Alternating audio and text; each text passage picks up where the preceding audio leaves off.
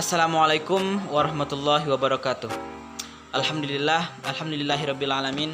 Assalatu wassalamu ala asyrafil anbiya'i wal mursalin wa ala alihi wa sahbihi ajma'in, amma ba'du. Baik, langsung saja. Saya selaku moderator dari kelompok 4 yang di sini kami akan membahas tentang karya ilmiah yang beranggotakan Rohil Rafiqoh, Eli Juprida, Zakran, David, Reno Safrizal Putra, dan saya sendiri yaitu M. Alif Sewando. Selanjutnya pembahasan materi yang akan disampaikan oleh anggota kita kepada anggota kami persilakan dengan segala hormat.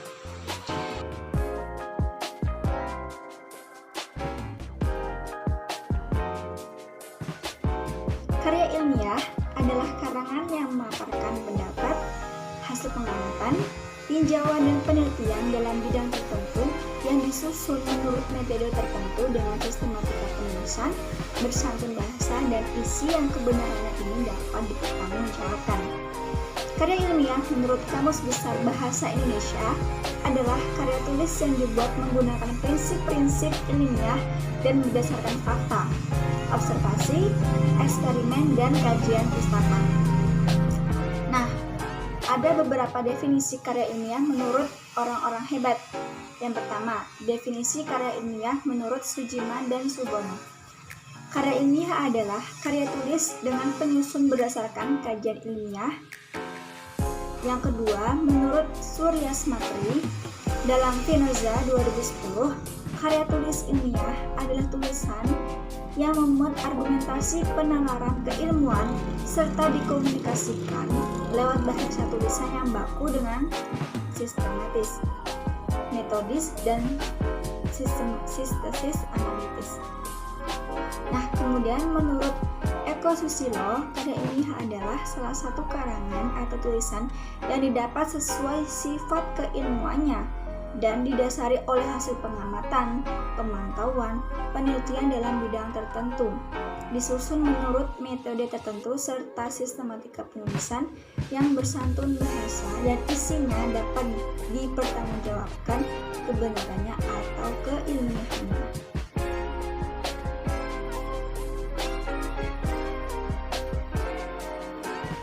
Baik teman-teman semua, di sini saya akan menjelaskan tentang jenis-jenis karya ilmiah. Nah, beberapa jenis karya ilmiah yang sering digunakan atau yang sering dibuat dalam suatu karya yaitu makalah, artikel, skripsi, kertas kerja, paper, disertasi, dan tesis. Nah, adapun yang pertama yaitu makalah. Makalah biasanya dipresentasikan dalam sebuah kegiatan seminar. Nah, begitu teman-teman. Yang kedua adalah artikel. Artikel adalah tulisan yang berisi opini penulis atas permasalahan tertentu yang diangkat. Lanjut, yang ketiga adalah skripsi. Skripsi merupakan karya ilmiah yang dibuat oleh mahasiswa untuk bisa mendapatkan gelar sarjana S1. Nah, begitu teman-teman. Nah, yang keempat adalah kertas kerja. Jenis karya ilmiah yang hampir mirip dengan makalah, tetapi analisisnya lebih mendalam daripada makalah. Ya, yang selanjutnya, yang kelima yaitu paper. Paper ini strukturnya mirip dengan makalah, tetapi lebih sederhana. Permasalahan lebih dipersempit agar dapat terfokus pada satu inti. Pada umumnya, paper ditulis oleh mahasiswa untuk memenuhi nilai ujian tengah semester atau UTS, ataupun untuk ujian akhir semester atau UAS. Yang keenam, disertasi.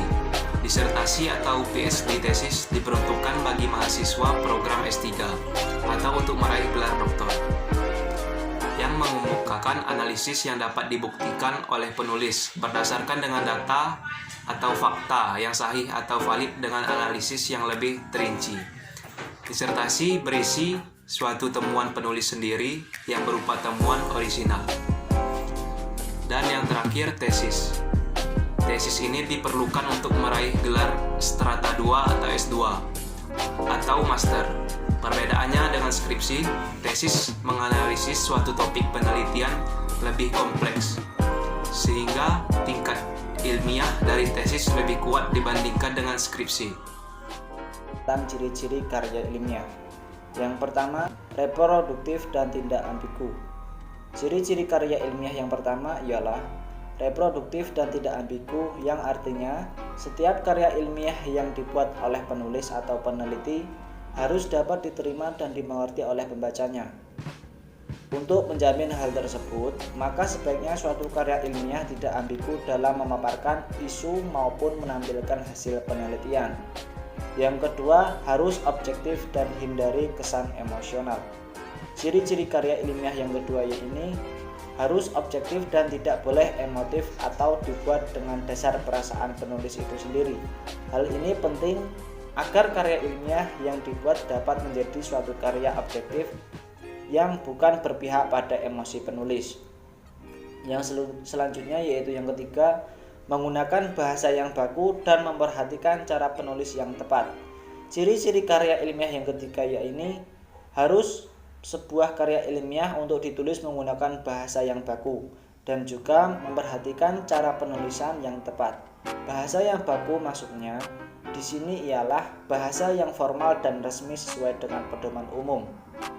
Yang selanjutnya nomor 4 yaitu menggunakan kaidah keilmuan. Ciri-ciri karya ilmiah yang keempat ini, sebuah karya ilmiah harus ditulis dari susun dengan kaidah keilmuan. Kaidah keilmuan di sini maksudnya metodologi penelitian harus memperhatikan oleh penulis, karena dengan metodologi karya ilmiah memiliki kerangka pemikiran yang logis. Yang selanjutnya yang kelima yaitu berkohesi dan menggunakan kalimat yang efektif. Ciri-ciri karya ilmiah yang menggunakan kalimat yang efektif. Berkohesi di sini maksudnya ialah antara satu bab dengan bab yang lain harus memiliki kesinambungan serta isi yang saling berhubungan. Bacakan teknik penulisan karya ilmiah. Spasi atau jarak baris penulisan, penomoran halaman, bahasa dan penggunaan istilah, ukuran margin atau baris, penulisan kata pengantar, penulisan abstrak, bentuk kalimat, penulisan daftar isi, penulisan judul bab, judul subbab, dan judul anak subbab, penulisan daftar gambar, daftar tabel, dan daftar lampiran, penulisan paragraf, penulisan naskah atau teks, penulisan permulaan kalimat, penulisan kutipan dan sumber kutipan, penulisan daftar pustaka, penulisan nama gambar dan nama tabel.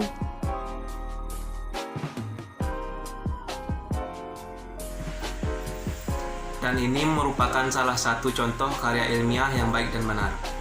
Karya ilmiah ini berjudul Model Layanan Kesehatan Integrated Healthcare Menuju Indonesia Sehat di Era Disrupsi Teknologi. Karya ilmiah ini disusun oleh Intan Wahyu Cahyani, yang merupakan salah satu mahasiswa Universitas Brawijaya Malang pada tahun 2018.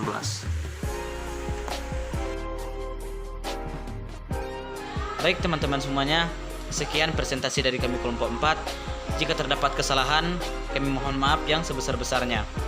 Sekian dari kami. Wassalamualaikum warahmatullahi wabarakatuh.